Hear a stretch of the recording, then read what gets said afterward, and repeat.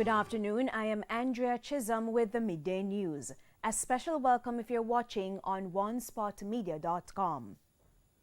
The Privy Council is now hearing the appeal brought by INDECOM against the Police Federation, challenging the ruling of the Court of Appeal that it has no jurisdiction to arrest and prosecute members of the Jamaica Constabulary Force.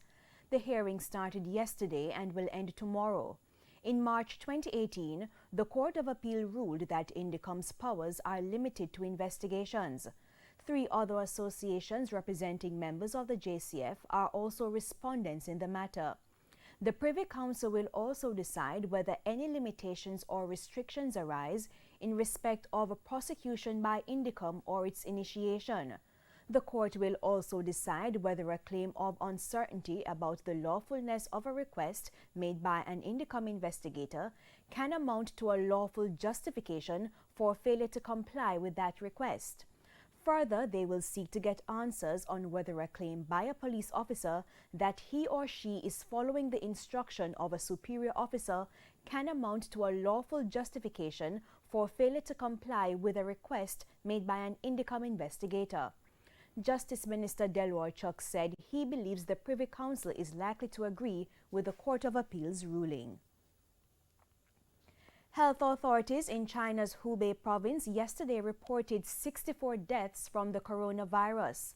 The death toll in China has now risen to 425. The authorities also reported 2,345 newly confirmed patients in Hubei. Hong Kong today reported its first death from the coronavirus, the second fatality outside mainland China. Meanwhile, the whistleblower doctor who was silenced by Chinese police when he flagged the coronavirus outbreak early on is now one of those infected. We have details in this report. In a matter of days, Dr. Li Wenliang went from treating patients to becoming one. The 34-year-old ophthalmologist diagnosed Saturday with the Wuhan coronavirus. But if action had been taken when he and others started sounding alarms, the severity of the outbreak might have been understood sooner. Struggling to communicate, Lee spoke with CNN briefly by phone. You can hear the hospital machines pulsing in the background.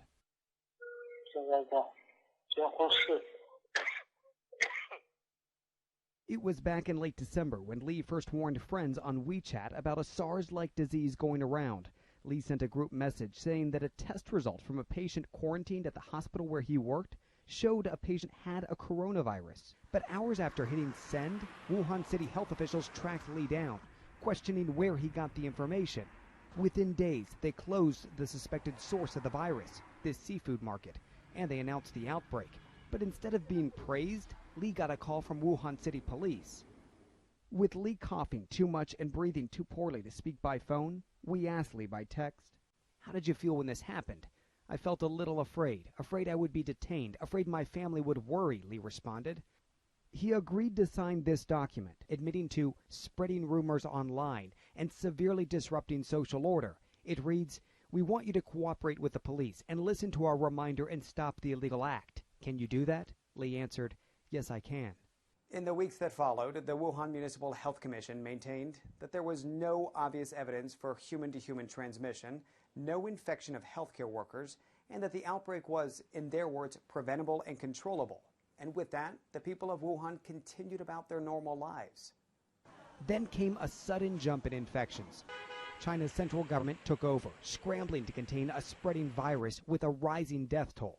Chinese state media first reported that Lee was one of several whistleblowers silenced by police. Calls for Lee and the others to be vindicated grew online. China's Supreme Court even weighed in, adding, quote, "It might have been a fortunate thing if the public had listened to this rumor at the time." Tourism Minister Edmund Bartlett continues to encourage employers in the hospitality industry to participate in the Tourism Workers' Pension Scheme. At a press conference today, the Tourism Minister said registration will begin soon. TVJ's Anthony Lugg reports. So I'm pleased to announce that the gazetted date for the start of the Tourism Workers' Pension Scheme is January 31st, 2020. Tourism Minister Ed Bartlett at a press conference on Monday. The announcement is expected to set the stage for the Board of Trustees to conclude the arrangements with the fund manager and the fund administrator. We expect to have that done in very, very short order so that we can then proceed to have the augmented partners getting involved in registration. The long-awaited Tourism Workers Pension Scheme is designed to cover workers aged 18 to 59, whether permanent, on contract, or self-employed. This includes hotel workers as well as persons employed in related industries such as craft vendors, tour operators, red cap porters, contract carriage operators, and workers at attractions. This pension scheme is going to be the largest pension plan in the Caribbean. At the moment, we have potential for about 350,000 members, and that's growing. It's growing because the tourism industry is growing, because the employment in the industry is growing phenomenally. It's only on the weekend I had occasion to be reminded by statistics that in the last 4 years, we have increased by nearly 50%. But just how much will persons have to contribute? Well, it's a 3% initially, 3% of whatever you get for the first 3 years, and then 5% after that. But remember now that the 3% is matched by 3% from your employer, and the 5% will be matched for. But if you are able to put more, you can contribute up to 20% of your salary over time. Anthony Lugg, TVJ News. Meanwhile, Mr. Bartlett says thousands of jobs are coming for the Jamaican people. Looking in the pipeline, the next 2 months, we're going to be breaking ground for close to 12,000 rooms. The implications of which for job creation and for employment in the broader scale is going to be huge. One of the projects that we're breaking ground for on the 28th of February is going to employ initially 10,000 people. And there's another one that's coming which is going to have pretty close to that. And then one which on Wednesday I will conclude discussions on, which will bring another some 4,000 or 5,000 employees. And it's time for a break here on the Midday News, but stay with us. We have more stories right after these messages.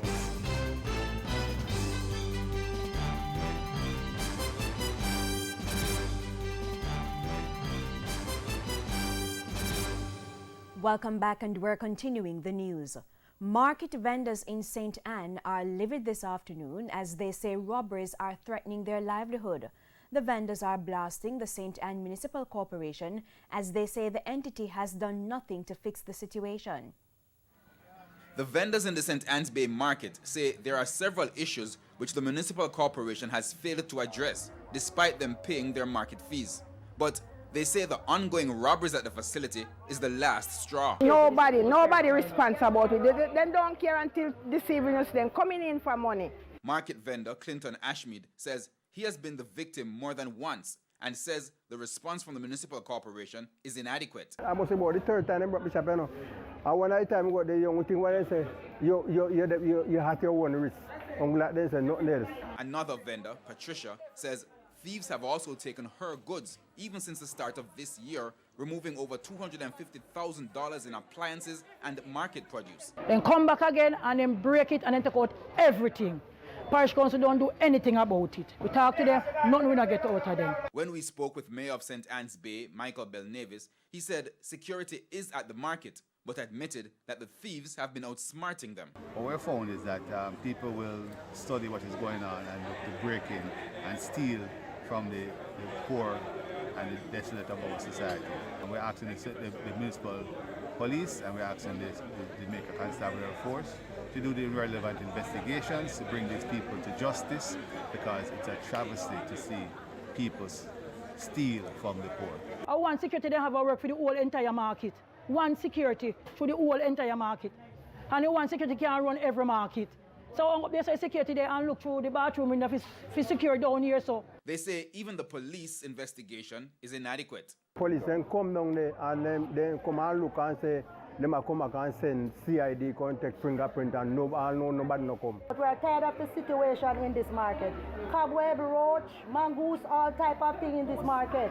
Market is not washing one time per 3 months or so. Puss also in here. We are tired of the situation right now. I'm very tired. Parish Council need to come and do something. Or we are begging Mr. Desmond Mackenzie to come forward and keep a meeting with us or do something for us.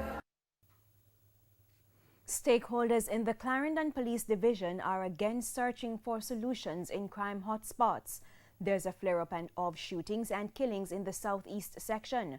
The crime wave comes despite the ongoing state of emergency in the parish. TVJ's Dwayne Anderson reports. The 7 Mile Street community is still tense. Those faded blood marks, as well as closed business places, are reminders of the hostilities that took place hours ago. This community and the wider Hayes community has become the center of increased gangland activities. In a total, 5 persons have been shot in the area within the last few days. 3 of those persons died from their wounds. Don't want a repeat of 2019 when we have multiple shootings. And I'm saying again that, we know what can happen within the year. We have seen it. History is there to guide us. The violence has prompted a response from the security forces, increased police patrol in the area. In addition, a state of emergency checkpoint has been set up a stone's throw away from where Sunday's shooting took place. Stop and searches were done in the hope of intercepting illegal weapons or drugs. Back in the community, persons nervously went about their business. Residents are scared but spoke with me off camera. One resident suggested more social intervention programs. Enough of the youth them now go to school and drop out of school and them turn to crime. See? And the mother them come like them only in the evening they see them when the bedtime or certain time. So they need to do a house thing. Check Miss Jane, ask Miss Carol how much children she have, and we are there right now. Are they in school? You see the police thing? We need a police club with a facility where do training like football, cricket, name the sport, track and field. Them little thing there. And you get them youth there, you make them compete on weekend, on Saturday. Yeah?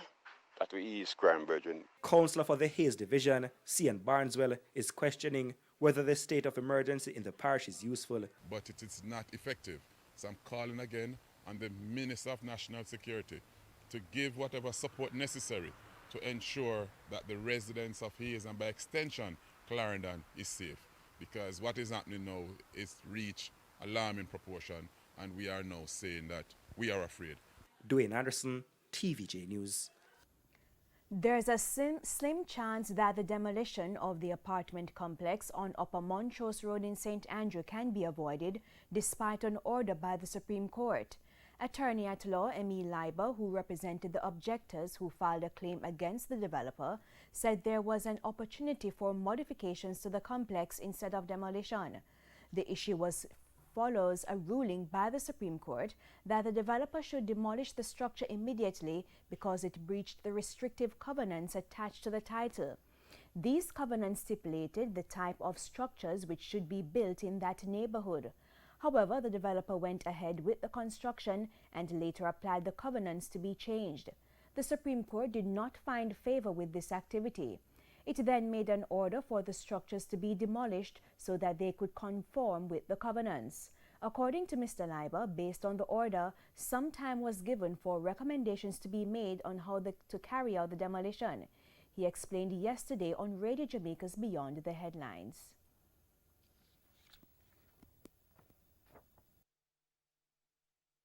There's another date that is set for the parties to put forward affidavits to see the extent to which the structure on the property can be modified to conform with the existing covenant. So if it is that something is put before the court that reflects that how the property can be modified to conform with the covenants, then the court will consider that in making any final determination on that aspect. The Child Protection and Family Services Agency is moving to provide more resources to deal with troubled children. Head of the agency, Rosalie Gage-Gray, says in the near future, the agency will be building a therapeutic center at the Maxfield Park Children's Home. This center, she notes, is vital due to the level of violence against children.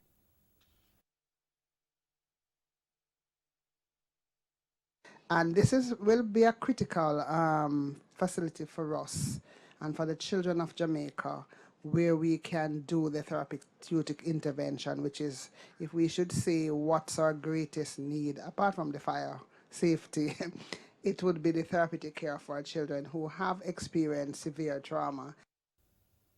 Mrs. Gage-Gray was speaking recently at the handing over of a fire safety system at the Maxfield Park Children's Home.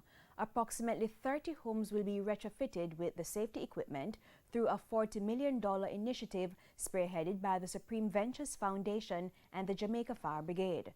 Director of the Supreme Ventures Foundation, Heather Goldson, highlighted the reason for such a move. It's a strategic imperative for the foundation, and fire safety has been so topical over the last few years. We've suffered loss. We have suffered distraction in the society, and we've suffered so much emotional upheaval that it was an absolutely clear decision for us. Grammy-winning Reggae Artiste Coffee was welcomed home by government officials when she arrived at the Norman Manley International Airport in Kingston yesterday. And during a courtesy call at Jamaica House, Prime Minister Andrew Holness and Minister of Entertainment Olivia Grange congratulated the recording artist. Rockstar. Oh, God. I'm proud of you. Thank you. I'm so proud of you. Thank you. Believe me, and I'm very, very happy that you have actually won the Grammy. Thank you. And at 19 years old. So you would be the youngest Jamaican ever to have won the Grammy.